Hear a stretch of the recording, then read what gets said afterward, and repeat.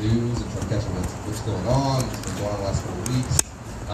And it's kind of exhausting right now, right? I mean, like, if you spend any time at all keeping up with the news, I know Jill's been in Italy, so she might have missed some of this, but if you spend any time at all keeping up with the news, it's really exhausting some of the stuff that's going on. I mean, it's a dangerous time for our country, right? We have a narcissistic, egomaniac man-child who is our president.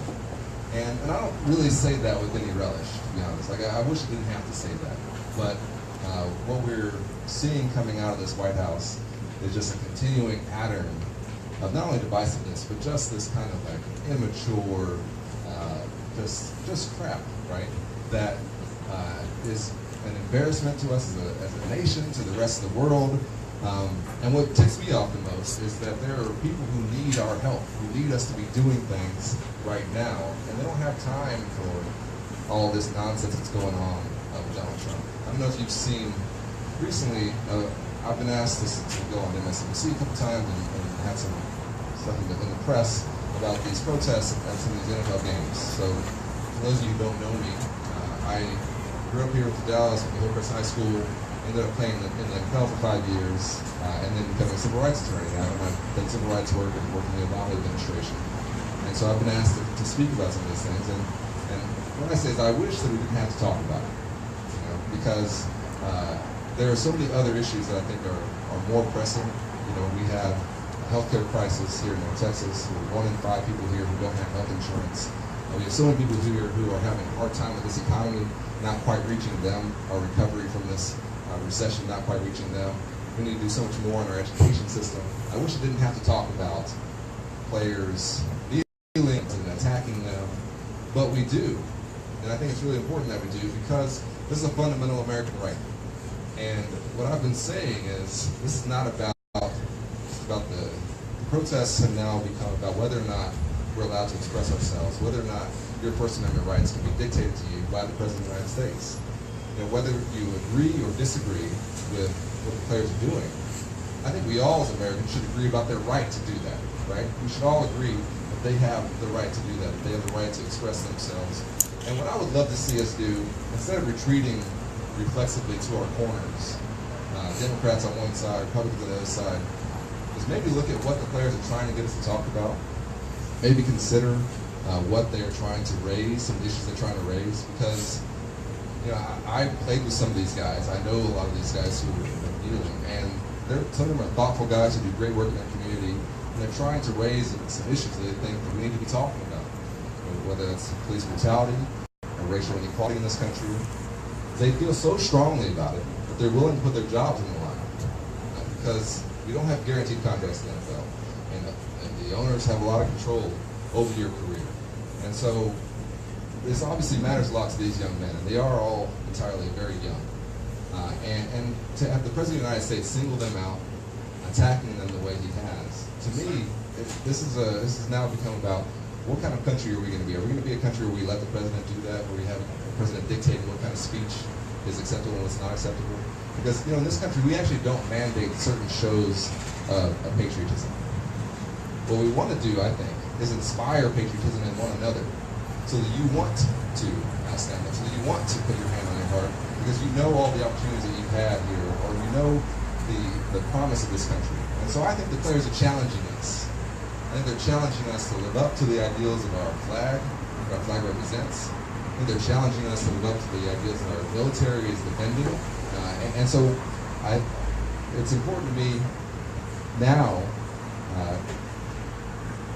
that we as Americans don't let this become a situation where we let our rights slip away. Because this kind of slow erosion of who we are, I think, is one of the biggest dangers that's been going on with this Trump administration. There are big things that are happening.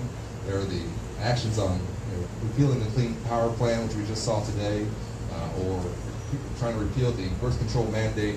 There are big things that are happening. But we can undo some of these things through our elected process and hopefully get rid of Trump or whoever it is. Maybe it's Pence who's going to be running in 2020, I don't know.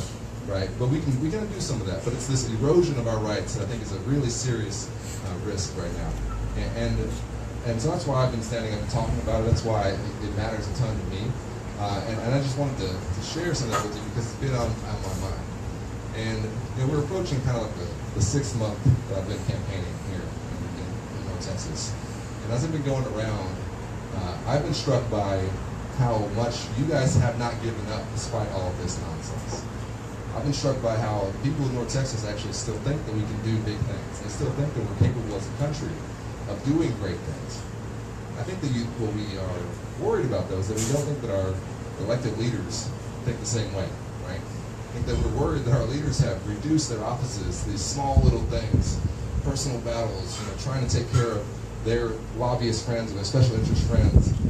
They no longer see their seats as public service, as trying to serve the people that they live around.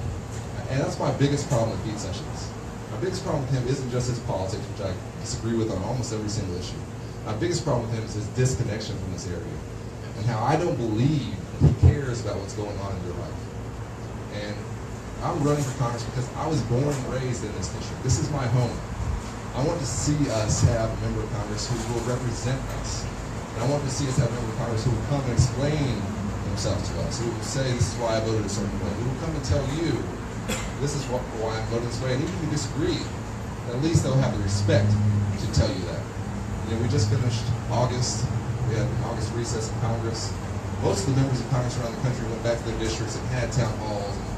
And some of them got yelled at and booed. And that's part of the job. But Pete Sessions didn't, right? He avoided the town hall. And he didn't come back and explain himself to us because he doesn't have the fundamental respect for the people of this area. And that's the biggest problem that I have with Pete Sessions. And we have this bizarre district that I'm running in. This is bizarre. We all know what's going on in the state. We know that we have gerrymandered districts, but this district has diversity of wealth, of races, of backgrounds, of religions. As I've gone around, I've seen that we all agree on one fundamental thing, and that's opportunity. I think the people in this area believe that if you work hard, you do the right things, that you should be able to get ahead. And right now, that's not the case. I grew up here, was raised by a single mother, was a public school teacher, and I was able to go through Dallas Public Schools, go to Baylor, go to law school, become a civil rights attorney. All those things was built on the foundation I had here. But I was an exceptional athlete, to be very honest with you. And I was able to do a lot of things I've done because of my athletic career, because of the things I was able to do on the football field and in my athletics. And you shouldn't have to be an athlete to get ahead here. Every kid that we have in our Dallas Public Schools here should have a chance to get ahead. Every kid here should have the opportunities that they need to become what they want to become. And so I think that there are some fundamental aspects and policies that have to be in place to allow you to do that. The number one thing is healthcare. I talked a little bit earlier about how we have 1 in 5 people here who don't have health insurance in Dallas County, and that's an extremely high rate. We in Texas lead the nation in our uninsured percentage. We have the highest percentage of our population here that's uninsured. And we all are paying for that at our hospitals. We're all paying for that in terms of people coming into our hospitals without insurance. But it's also a huge, I think, moral dilemma for us that we have to fix. We need to make sure that we have universal coverage in this state and in this country. Everyone should have access to fair and affordable healthcare. And this is another thing that I've been extremely activated by is that during all of these crises we've seen going on, the hurricanes and the forest fires in California, the president tweeting at North Korea, this Congress has been busy trying to take away health care from tens of millions of people. They keep trying. And you say, okay, well, if they get past this deadline, they won't be able to do it through reconciliation or whatever it might be. But they're going to keep trying. And they're going to keep going until they get it done, unless we stop them here in 2018. And I think this is the most important election of our lifetimes for a lot of reasons. But one of them is because we will have tens of millions of people lose health care if we don't win this election. And I think there is another way to go. We've seen people talking about Medicare for all, introducing a single payer system. I think that's great, right? I think that's where we need to end up. I also know that there's some steps that might have to take place in the intro so that we can get there. But I believe that we have to reach a point where everybody in this country has health insurance and where it's affordable for everyone. I think the simplest way to do that is to cut the age requirement of Medicare. Make sure it's accessible to everyone. My mom is approaching her 4th year anniversary of surviving breast cancer. She's on mastectomy. She's on Medicare. She's on teacher retirement health insurance. And because of that, because of her access to that insurance, she's still with us, and we as a family are not bankrupt. It's unacceptable to me that there are people here in Dallas County who are having to choose between taking care of their loved ones and going bankrupt right now, here in this county. It's just unacceptable to me. And I know that in this country, we don't believe that's the way things should be done. And so and so I would support, a super fair system that is one that gives everyone access to health insurance. But I also think that there's some steps we can take in the meantime to get there in a more smooth transition. I think that we can expand the Medicare age right away, lowering from 65 to 50. Put millions of Americans who have retired but aren't yet qualified for health insurance into the Medicare system. I think we can introduce a robust public option that gives people a chance to buy into affordable, quality healthcare system. But I think the end goal has to be the same, which is to make sure that everybody has health insurance. I think the best way to do that is through a Medicare for all type system. That's one part of the opportunity, because you can't become what you want to become if you're sick. The other part is education. Like I said, I went to public schools here, and I believe we have to have universal pre-K in this country. We've done good stuff here in Dallas. Dallas actually is approaching universal pre-K for its kids. That's not the case for all of Texas, certainly not the case for the entire country. Pre-K is the best investment that we make in education. For every dollar we put into pre-K, we get at least $8 back. I've seen some studies that say we get even $16 back for every dollar we put into pre-K. And it's not just about the kids. It's a great investment for development of those kids, but it's also about their parents and their families. My mom told me a story about, she took me to pre-K, some of you have heard this.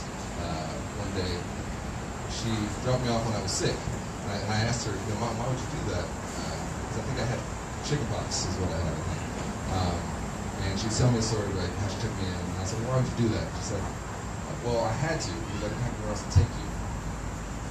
We have so many parents out there. The pre-K is also their best child care option. For having a place for the kid to go where they'll be safe, where they'll get the development they need. So it's an extremely important program. I also know, we have a teacher here with us tonight, that we need to recruit, retain, and pay the best teacher workforce in the world. This is actually not a pipe dream. When we talk about this, I think sometimes people think this is not achievable. We actually have had some states who've had shortages of teachers, who have not had the teachers they need, who implemented some policies that immediately closed their teacher gap and provided a huge boost to their education system. The best thing that we can do for our kids to improve their performance when they're in school is to give them a well-trained and quality teacher. That's the best thing we can do. Facilities are important, class size is important, all those things are important, but the best thing we can do is give them a good teacher. And right now, we're not giving our teachers the tools they need, and then we're not respecting them enough while they're doing these difficult jobs, and we're not compensating them enough for the level of importance that they have to our society. I think we need to be doing everything we can to make sure that our best and our brightest go into teaching. We want to provide an avenue into teaching. So if you want to become a teacher, then we should be giving you a college scholarship, or we should be assuming your college debt if you're already out of college. We need to be steering everyone we can into the teaching profession. While they're there, we need to give them fair metrics to measure them. There's been some good steps taken, I think, in Dallas schools along some of these lines. We need to have fair metrics for measuring them so they're not being held accountable for things they can't control. And then we need to be compensating them like the professionals that they are. And yes, there is a level of accountability that comes with that, like in any profession, but we need to make sure that our teachers are respected not only in the way we talk about them, but in the way we pay them, so that they can retain the best teachers in the world. The other thing is higher education, and the cost of higher education is completely out of control. I believe we need to have access to free community college right now. Community college is a great driver for this area. We have a lot of great community colleges here in North Texas, and it's an associate's degree is in many ways the equivalent of a high school diploma a few decades ago. We have a shortage of skilled labor in this area. We have jobs that are open right now that we need to fill, that we can't. that we can through folks getting the training they need in community college. One of the programs that I think we can actually reach down and spread nationally that's going on here in Dallas is allowing some kids to get some community college credits in high school. That's a great first step. But we also need to make sure that cost is never a prohibitive factor in whether or not someone's going to go to community college. And I think we then need to make sure we do everything we can to tackle the cost of overall higher education. Because right now, we can tell our kids that you have to go to college to compete in this economy. And we need them to do it. But we're making it so expensive that they're priced out of it. I could have never gone to Baylor had it not been for the scholarship that I had. And Baylor's a private school. But even some of the costs of the University of Texas has gotten to be out of control. The costs of our public schools around the country have gotten to be out of control. I think we need to do everything we can to lower those costs and to invest in this. My aunt and uncle were science PhDs. They graduated from college in the 60s. This was at the height of the space race, so we were really worried about the Russians moving us into space. And so the government subsidized their education. And they paid for them to go get their PhDs because it was important for the government to us then to have as many people with a science PhD as possible. But we're in a similar situation now, where we need to have a well-trained workforce. We have jobs that are available that we can't fill, and we're in a dogfight with the rest of the world to stay competitive economically. So we need to be subsidizing our education system to make sure people can get the training they need. This is not just a handout to those kids. This helps all of us. And the cost and the effects of student debt are weighing our entire economy down. We have $1.3 trillion tied up in student debt right now.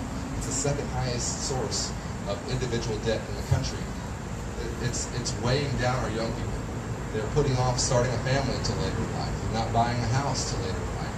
They're not replacing the car that need to be replaced till later in life. And these things are keeping the money from not circulating into our economy that we all need to be going around and circulating.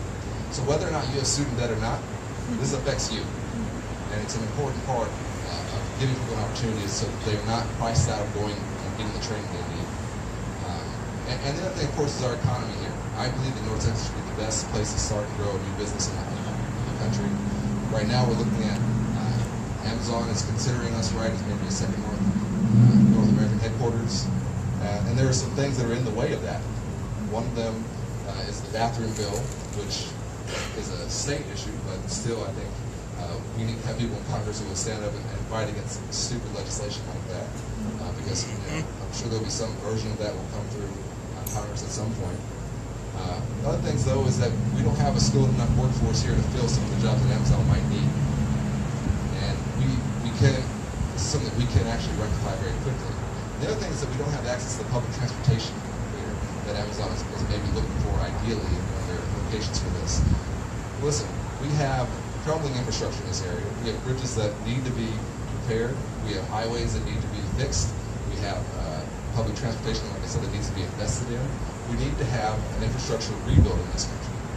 One of the few things that I agree with President Trump about is the need to invest in infrastructure. I just don't believe that they actually believe when they said that, that they're going to do that. We do need a $1 trillion investment in infrastructure in this country. It would be a huge jobs program. It would be a tremendous boost to this area. We have 100,000 people a year moving to North Texas. Every minute that we spend in traffic is money taken away in our economy.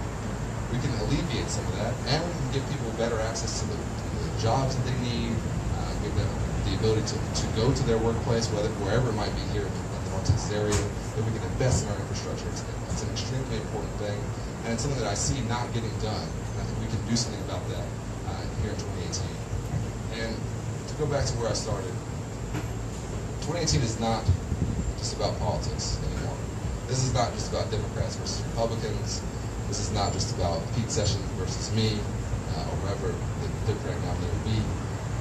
2018 is now, in my opinion, about the soul of this country, about who we're going to be. What's going on, you actually can lose track of it. Whether it's them spending hundreds of thousands of dollars on government flights or private flights or military flights for these cabinet members. They spent more in travel on this cabinet than the Obama White House did in 6 years. They've spent already in these first few months of their time. Or whether it's the open corruption that we're seeing with the president hawking materials that he's like wearing a hat of something and then hawking it on his website the next day, or or his daughter doing that, or the nepotism, whatever, all these things that we go down the list, these things are not just news stories. These things are chipping away at what has made us great, and the fundamentals of our democracy. And we are approaching, I think, a tipping point here, where we know that this administration and many of our states are trying to make it more difficult for people to vote, trying to make it so that people don't have access to the levers of power that allow us to change things when we want to actually change them. We have this president started basically what I call a voter suppression commission to try and find ways to suppress the vote. If we don't stop them, some of these things may be baked into our system in a way that we can't undo. 2018 is our best chance to do that. And the other thing I'll say is that politics is like football in one respect. In the NFL, we call the NFL a copycat league, meaning that if a play works or if something works in the NFL, one week you will see it the next week because everybody's just looking for what works. But politics is simple. And what Donald Trump has done, pitting Americans against each other, using every method possible to divide us, has now been shown to work. And if we don't have a reaction in 2018, I really believe that we will get more of this, and we will get a perhaps smarter, more sophisticated version of Donald Trump, who will be much more dangerous to us than he has even been. And so we have to send a message here in 2018, and we can do it in this district. I know a lot of you have heard that Hillary Clinton won this district. That's great news, right? It really is. It's a big deal. But we also have a ton of people moving here. As I mentioned, we have a ton of people who are new to this area. We have a large group of people here in this district, and just in Texas in general, who have not been voting. We have a great opportunity here to flip this seat, to flip some of the state house districts that are underneath it, to flip some of the state senate districts that are underneath it, to really make an impact on what's going on, not only at the federal level, but also at the state level. And I'm committed to having a field program that will turn out, identify, and get out the voters that we need to win this race. Because this is not going to be something that we're going to win just off of all of us sitting here or just off of us being so fired up. We need to go and get the folks who have not been involved in the process.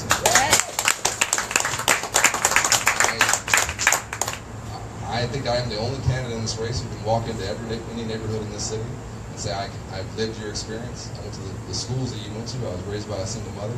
I didn't grow up with a lot of money, but this is what I'm going to do for you. This is how I'm going to fight for this community. And I'm going to do that. I'm going to put in the sweat equity that's going to take to do that. But I'm going to need your help.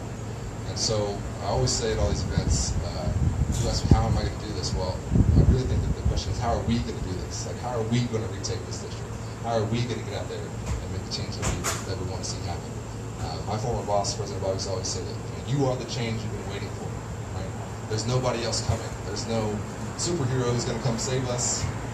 We are the ones who are going to make this change. And I think that in 2018 we will do it. We will win this race. And if we won, I think it's going to be an election that nobody will know about the result until election day. Because while there are going to be polls that will come out and all those things, those will probably rely on people who have been voting. And our goal has to be to get out people who haven't been voting. And so that's got to be the entire goal of this campaign. I think it has to be the goal of the Democratic Party in general, to expand our reach, to make sure that people understand that we're fighting for them. Everyday people need to know that we are fighting for them. I come from a background where I am here, but for the grace of God, I'd be somewhere else. I had so many steps along the way where people helped me out, people in this area gave me a chance, and I'm going to do everything I can to fight for the people of this area. I will campaign as hard as I possibly can to beat Pete Sessions, but what I want you to know is that this is extremely personal for me, and that I will fight for you, and that even if we disagree on something, and there will be some things, I'm not going to be the perfect, there's not going to be everything that we agree on. Even when we disagree on it, I promise you I will explain to you why I did what I did, or how I'm going to do it. I want to open this seat up and make it the seat of the people of this area. We have so many uses of technology that we can use to give people insight into what we're doing in public office. We stream everything right now. We stream things that nobody wants to see. We should be streaming what we're doing as much as possible. In Congress, you should always know what your member of Congress is doing. You should not be wondering where I stand on something. You should not be having to go search through vote totals to know how I voted on something. I want to open this up, use social media, use every tool available to me to make sure that you always know where I am and why I'm doing it. And I want to be accountable to you. And that's the number one thing that I want you to know, is that regardless of the politics of this, I will fight for you, and I will explain to you, and I will be accountable to you for what I'm doing. So that's my spiel. But what's most important to me at all these events is what you guys are thinking. I know there's some folks here we already talked some, but if you have any questions, I'd love to take them. This is a no pressure thing. The only thing I ever say is, number one, try to keep it to one question. If you follow up, that's fine. But number two, just don't interrupt whoever's asking a question. I know none of you guys would ever do that. But yeah, so I'd love to take questions if anybody has any. Yeah, go ahead. I will tell you, like I do constantly, people at Stonewall Gyms, unless the microphone is squealing, speak louder. I might have a little hearing problem, but there's most 90% of the time, most people with a mic could speak loud. Okay, that's good to know. Yeah, and I'm not bashful, obviously. Where's your dog? I was going to get her. I didn't know if it was going to be outside, but I had to stop by the doctor's office, so. Okay. I love your dog. I had a chance to ask you a question once before about where you stand on the crisis in the climate. Yeah. I thought you gave a really articulate, informed answer. And I've been waiting ever since. I keep looking at your website, keep looking at what you post on Facebook, and I haven't seen a word about it. Yeah, you're right. So where's the leadership on the climate crisis? And we're in a crisis. I don't think the last few weeks can leave anybody in any doubt. That's right. My daughter works for NASA in Houston. She had to evacuate. My sister lives in Santa Rosa, California. She left her home last night. It didn't burn down. We're all counting our blessings. Yeah. So it's wherever you go in the country. Yeah. Could you talk a little bit about specific things that we might count on you to do about this crisis in the face of, I mean, you said today Trump and Pruitt say they're taking down the Clean Air Act. Yeah, I mean, one of the natures, of course, campaigning is that you have to respond to what's going on, and of course, some of the things that have been going on, they keep pushing down climate on some of these things, although I think you're right. In recent months, we've seen the exacerbating effects of climate and what, some of these hurricanes we've had have certainly been made worse by the increased temperatures in the Gulf of Mexico, and we know that we're getting more of these storms and they're worse when they happen because of climate change, and it's a very real problem. And so what would I do on a concrete level?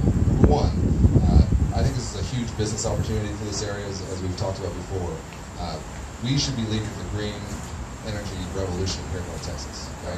We have the infrastructure here, we're already an energy state, and in a lot of ways, the market has chosen green energy here in Texas. We lead the country in wind energy. We have a burgeoning solar industry. There's a lot more that we need to be doing, in my opinion, to invest specifically in those industries. So, for example, China is subsidizing the heck out of their solar panels right now, and they are flooding our market. One of the things the Trump administration is looking at doing is slapping a tariff on that. What that will do, if we don't conversely invest in our own solar industry, it will just increase the cost of solar, so that it's no longer a viable option, right? So you can't do both, in my opinion. If we're going to try and compete with China, maybe that is the right thing to do, but we have to then invest in our own solar industry, so that those are American jobs being increased, and so that we're keeping solar affordable here in this country. Because I think that it's a huge opportunity for us in terms of business, especially here in North Texas. We already, like I said, have a big investment in wind energy, which has happened entirely not because of politicians, that's just been the market, but we can also, I think, subsidize some of that, make sure that we are investing in it. But the clean power energy plan that the Pruitt EPA and the Trump administration today announced that they're going to roll back is a huge problem, and they're saying that we're going to end the war on coal. Well, there isn't a war on coal. What's been going on with coal is that natural gas is a lower price and is easier to transport. What's going on with coal is that it has been able to compete in the industry and in the market. So what they're actually talking about, they have accused the Obama administration of picking winners and losers by choosing green energy and natural gas, but they're actually trying to do the same thing now. They're trying to boost up coal, which is, as we know, there is no such thing as clean coal, right? So I think that we have to fight against that plan. We have to fight against any efforts to repeal clean energy plan that the Obama administration put in place. And like I said, this is also a huge business opportunity. I do think that there are some other interesting things that I've seen out there to limit carbon emissions, whether it's having a carbon tax or having some kind of carbon swap deals. Those are, I think, going to be hard to get through our Senate and hard to get through our Congress. But I promise you, I will always be looking for opportunities to limit emissions, to limit the amount of CO2 that's going into our atmosphere, and to use it as an opportunity to bring jobs to this area. Have you taken a look at Sheldon Whitehouse's bill in the Senate now? The American Enterprise Carbon Fee bill? No, I haven't. Yeah, I'll take a look at that. Please do. Yeah. Okay. I think having you on board for a fee on carbon and an end to subsidies to all the fossil fuel industries would be two important things that you could really help with. Yeah, I mean, I think you're right. I think that, like I said, we are an energy state. We have a big investment in energy, but we can be the leaders of the next wave of energy jobs, which is in the green energy sector. And we don't want those jobs going to France. We don't want them going to China. We don't want them going to Canada. We've actually seen those countries recruiting our scientists, saying that come here, we will support you. We don't want that. We want that innovation happening here in this country, and I would do everything I can to try and foster that, especially because we have so many jobs that we can get right here in that area. You may have said this earlier before I got here, and you did, you take this offline. I don't want to waste anybody's time, but what's your thoughts about term limits for our Congress? Yeah, so I know we talk about term limits a lot, and I actually am against term limits, but I am in favor of the underlying principle. I think the underlying principle is that we believe people shouldn't be in office for life. I think we believe that there should be ways to kick people out of office when they are no longer doing the job, or when they have lost connection with their district or with their state, right?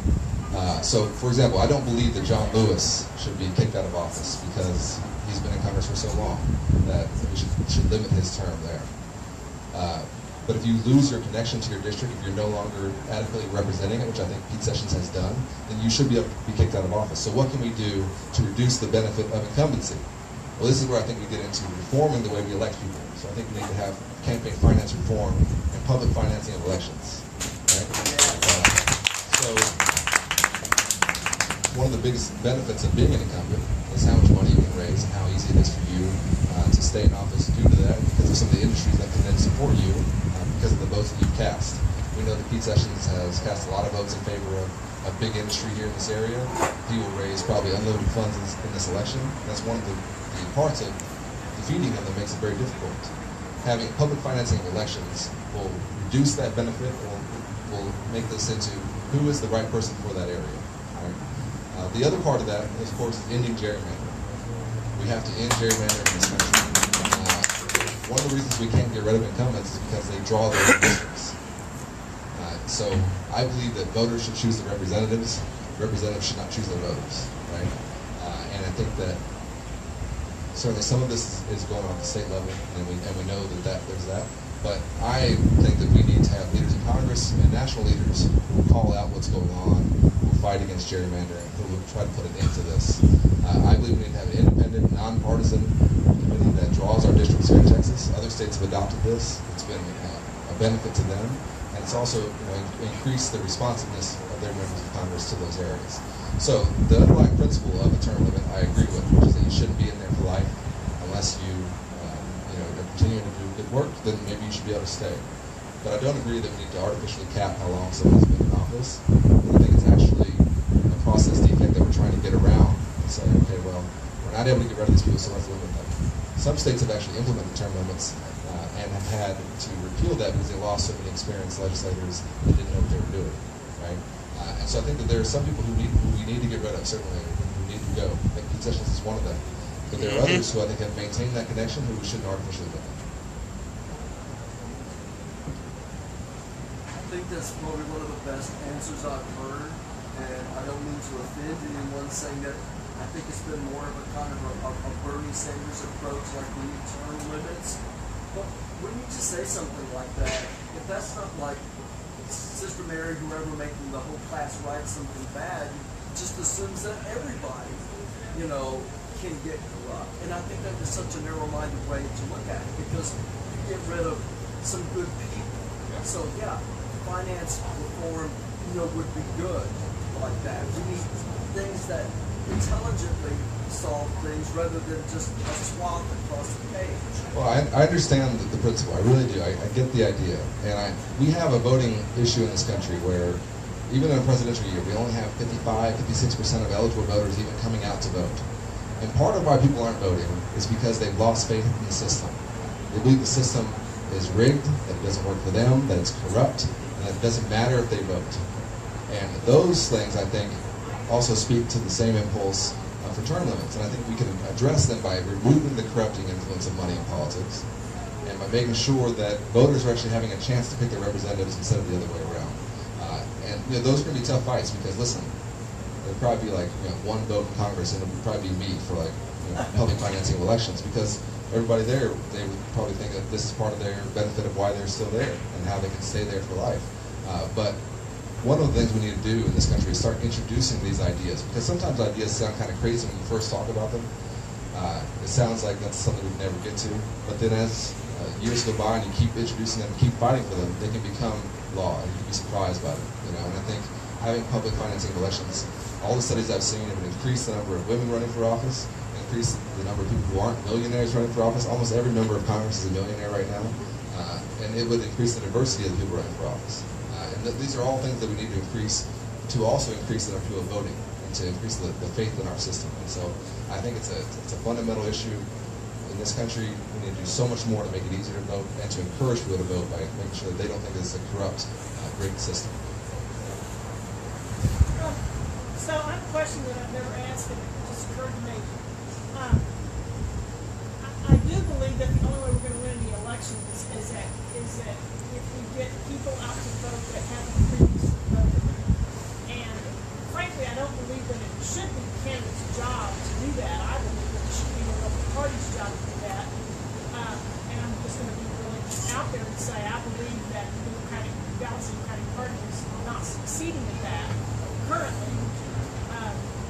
And so that then falls upon the candidates, not just yourself, but anyone else that I'm supporting or people who are supporting them, is the only way we're going to win in Dallas, in Texas, in this country is to increase voter turnout of people who don't already vote. And so, since that's going to fall upon your shoulders along with everything else that you're doing, how do you see yourself doing that? Yeah, I mean, I think this is all allocation of resources, right? And the resources are time and money, right? I intend to spend my time and money on voter contact and voter turnout, right? So I think that we also need to have candidates who appeal to voters, who have stories to tell. But what you need to also do is go and talk to somebody face to face, And this is going to be a running shoe campaign, in my opinion. This is not going to be a dress shoe campaign. I'm not going to be in ballrooms talking to rich folks and stuff like that. This is going to be one where you're going door to door, making the pitch, trying to make sure that those voters know that I'm going to fight for you, and this is why you should come out and vote. And let's be very honest, in this state, it's a calculation for our voters, because we lead the country a percentage of our folks who are working on an hourly basis. We have a high percentage, like I said, of people who are uninsured. Going to vote is almost for them an economic choice, right? Because they're going to miss some work probably to go do that. So we have to go and make a personal pitch to them of why this is in their interest and why we're going to fight for them. And I think there's no substitute for that. I don't think that TV ads are going to do it. I don't think having a sophisticated digital program, which we do have, I think is a great thing. That's not going to do it. It's going to require that kind of sweat equity and putting the time in and having the volunteers. Because that's the other thing I'll say about this. It's got to be neighbors talking to neighbors. That's the way we do this. That's the way we get people out. When somebody comes to talk to you 3, 4, 5 times, you're so much more likely to vote. All the data shows that. And the other thing, of course, is that here in Texas we're dealing with efforts to suppress the vote. We all know that. But I think that some of them can be overcome through that door-to-door contact, and not just having our volunteers do it, but having the candidate there and having, making this into a community-wide thing. I'd like to see an army of us block walking on the weekends, talking to people, registering voters. And I know a lot of you are already doing it, and actually that's another thing I'll mention is that we have some of the infrastructure we haven't had in the past. We have organizations now that exist that didn't exist in the past. That's right, like the feds. Although, like I said, Jill, don't tell them what the feds when you go to their front door. That's the Far East Dallas Democrats. But some of these groups didn't exist before the election even, right? And some of them started off as watch parties, became group therapy sessions, and now are political groups, fully fledged political groups. And I love it, and we go around and talk to them. And that infrastructure, I was doing this work, doing voting rights work for Wendy Davis when she ran in 2014. I was the Dallas-Fort Worth voting rights director. And, none of these groups existed. It would have been great if they had, but now that they do, it gives us another boost up, And so I think the level of interest, the number of people who I think are going to be activated and ready to help out, and then my commitment to spending the time and the resources on this is how I think we're going to do this. I think that if anyone comes and tells you that they're going to raise a lot of money and run ads and do all those things, and that's how you beat concessions, that's just not going to be the way to do it. The way we're going to do this is on the ground. I just got one follow-up on that. I mean, I'm not sure how everybody got here tonight. Colin's always going to be here, but try to ask one more person to come with you, because I think that's where you use the vote is by us taking it upon ourselves. Colin chose to run, but we're choosing to try to help him run. So it's uncomfortable sometimes when you talk to your friend who you think is a Republican, but try to bring him along, because we're going to have a lot of votes to win. And I'm going to go one step further and tell you that the Dallas County Democratic Party had their executive council meeting on October 2nd, and it was shocking to find out, in speaking with people who were there who are clearly Democrats or they wouldn't have been there, and just anecdotally, there were a number of people there that I discovered didn't know who Beto was. And how can you live in this state and not know who Beto is? Especially if you're a Democrat and you're coming to Democratic Party headquarter meetings and Beto's mentioned and people say, well, who's Beto? So if they're asking who Beto is, they're asking who Colin is as well. And that's an issue. And so not only do you, clearly you can't talk to every single voter in the district. It's impossible. So I'm going to go one step further and encourage everybody here that if you're a Colin supporter, that you volunteer to walk for him, because he cannot do it by himself.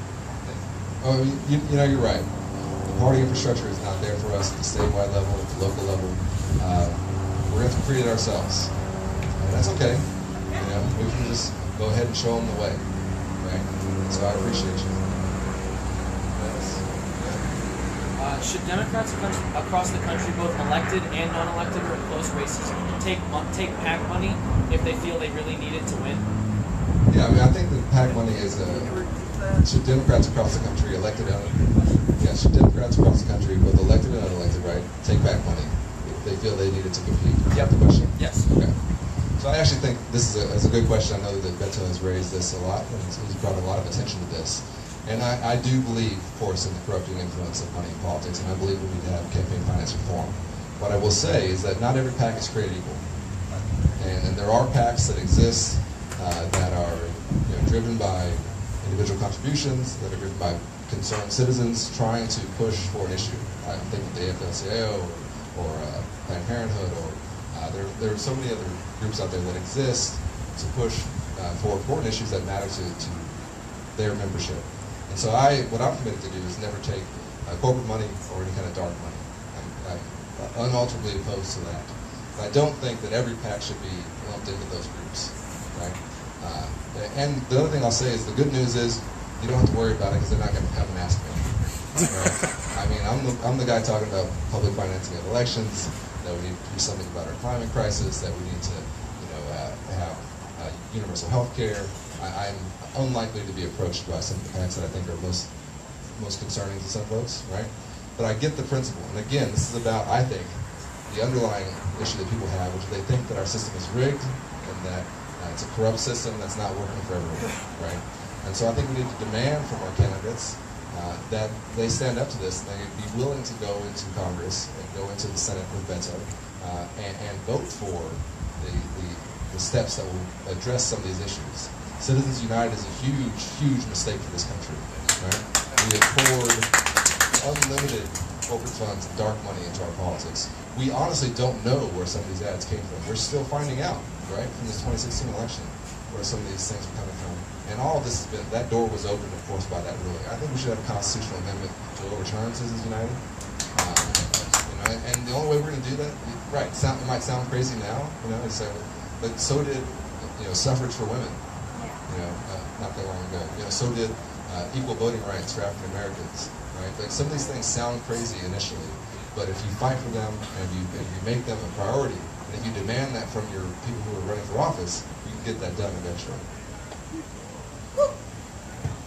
Okay, kind of along that line, I'm not saying that it's a litmus test for you, because there could be several reasons to ask a question like that, but I have seen people asking candidates that as a litmus test.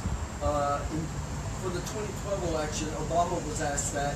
His appropriate answer was, yes, he can take PAC money until Citizens United is overturned. You've got to win elections, and TV ads, and I think like Florida is the most expensive, and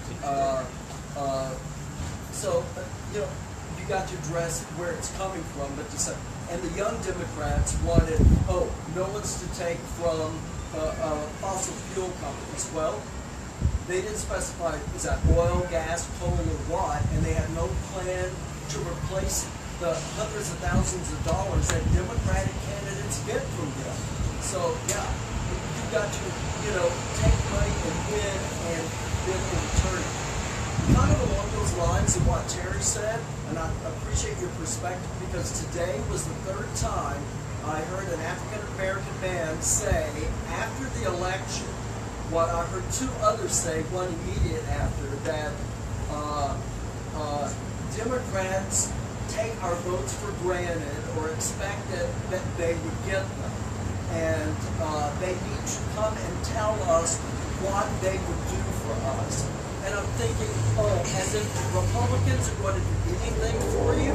And this guy who was from a college, either a university, I hit him back up on Facebook chat and said, what I've learned to say is like, us in the LGBT community, it's like, no, we don't need someone knocking on our door. We know damn well the Republicans aren't doing anything for us. So I think it's kind of a missed opportunity for some people to go there and say, you've got to tell us what, and I really don't think it's being taken for granted, but I'd like to hear what your perspective is on that. Again, we're talking about the underlying issues. Okay, we're talking about the underlying issues that I think people feel and that they sense, lack of connection, lack of respect from their elected officials, a lack of people actually fighting for them, right? And the black community is no different than any other community. I think they want to have candidates who will. We want to have candidates who will make the pitch and who will also come and personally interact with you, and then who will be held accountable for what they've done while they're in office. All of these things are made more difficult, I think, by our corrupt system, right? And so that's where I agree with the principle behind the question of taking back money, because I understand where it's coming from, and I think that I wish that that was not necessary, and that there was public financing of elections, that everyone was working from an equal playing field. But we need to put people in office who will actually make those changes, right? And that's not, and so I think that there are some things that we need to lead on. I will not be accepting, like I said, dark money or corporate money. I want to lead on those things. But we also have to win, and so I think it has to be a balancing act, right? And as far as appealing to communities, people ask me all the time, well, how are we going to get the Latino vote? How are we going to get the black vote? I don't think that there's no magic to this, right?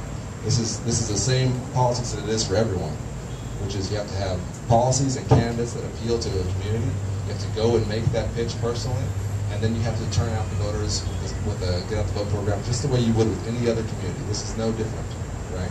There are some issues that need to be overcome in some of our communities of color.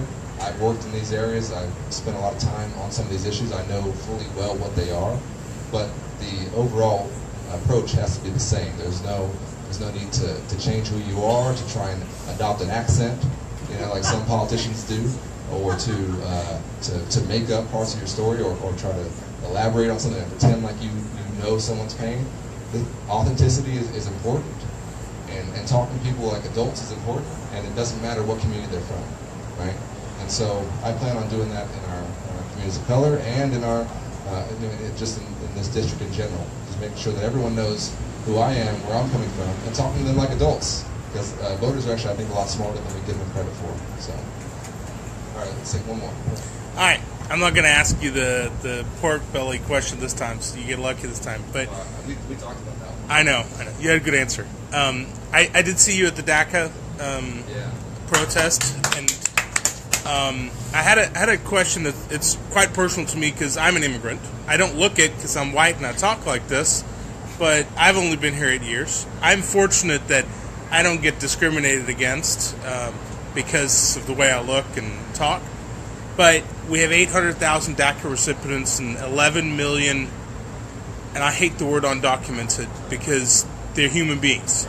Human beings who are not given the opportunity to feel like what they are, which is Americans, right? And so can you talk a little bit about what you want to do for those 11 million people? Yeah, thank you so much. Great question.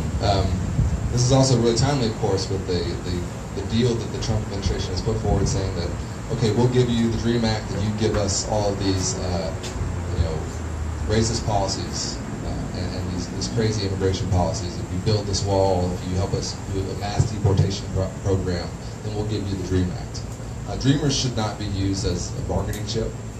They are, in every sense and purpose, Americans. They grew up here, and we should do everything we can to pass the DREAM Act and to stop using them as some kind of human bargaining chip that can be tossed around like this. There are 800,000 kids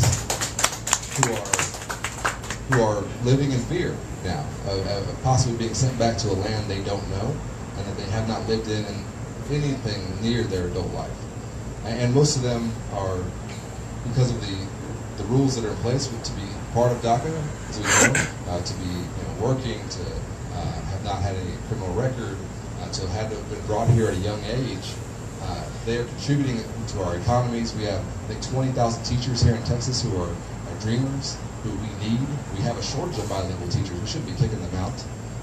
And so I think that as a member of Congress, I would certainly push for the DREAM Act. And what I want to say about this also about Pete Sessions is that no matter what he does, and I hope that he does come around and vote for the DREAM Act, I hope he does the right thing, because maybe politically, whatever, but the right thing to do is for him to vote for the DREAM Act. But no matter what he does, he is responsible for the situation that we're in. He did not vote for the DREAM Act in 2010 when he had a chance to. He has used immigration and race in his emails and his speeches as a way to divide us and to pit people against each other. And he is now putting off the DREAM Act until next year, as he said that it's not a priority and he's not going to let it come to the House floor this year. And so these kids are having to live in fear, not knowing what's going to happen. I think that has to end. You have to pass the DREAM Act to protect those kids, right? Now, what do we do about the 11 million folks who are here, like you said, who are undocumented and who have been contributing to our economy, who are living in our communities? Well, I think we have to have a comprehensive immigration reform with a pathway to citizenship. And what do we mean when we say a comprehensive immigration reform? We mean addressing the way that people get to go through our legal immigration system, because right now it's just broken, and it's, we've got these crazy lotteries that don't work, and we've got so many things about it that need to be reformed. But then it's also the pathway to citizenship is extremely important, because we need to bring these people out of the shadows, give them a chance to get into our legal immigration system, to take some certain steps to get involved. Maybe it's paying some back taxes, whatever it might be, but to give them a chance to become Americans, because they are here. They are living in our communities, they're contributing to our economy, and there is no scenario in which we as Americans can stand by and let 11 million people be ripped out of our country and deported the way that it's happening right now. Families are being torn apart. We're seeing ICE used as a dragnet force, grabbing anyone who looks brown in a community, finding out later whether or not they have documents, right? And this is completely un-American. And what we also have right now is we're allowing states to step in and discriminate against some of our people. That's what we have going on here in Texas, of course, with them passing this SB4 Show Me Your Papers law. Because there has been no national solution, states like Texas, who are sometimes bad actors, are now able to go and pass a ridiculous law. Listen, I don't carry documentation with me of my citizenship.